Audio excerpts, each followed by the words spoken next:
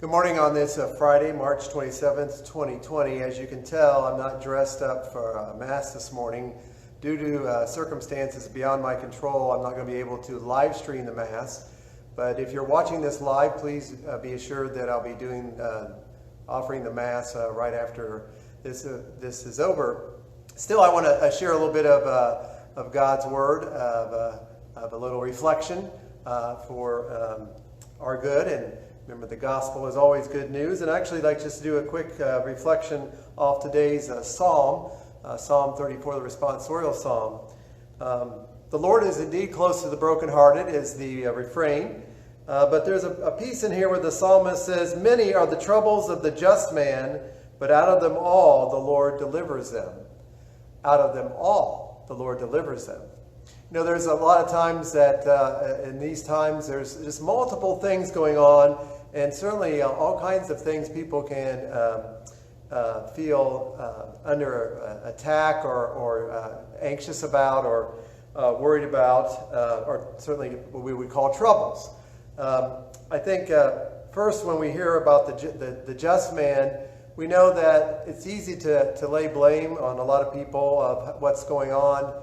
But over and over again, I hear the words that nobody here is really to blame. We do have responsibilities of taking care of each other, and especially to stay at home, to be physically distant, but certainly spiritually and emotionally close to each other. So, whether people might be doing fine with, not being around a lot of other people, or more introverted, but they're worried about some of their own personal or family economics.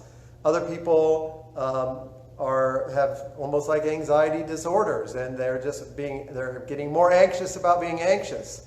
Others have other medical conditions, and money might be fine, family might be fine, but I'm just worried about my health. And certainly in our relationships, there can be other people. So there's all kinds of troubles we can label, and some of them there might be an anxiety about many of them. Or maybe we feel fine in most parts, but we still have some kind of anxiety with others.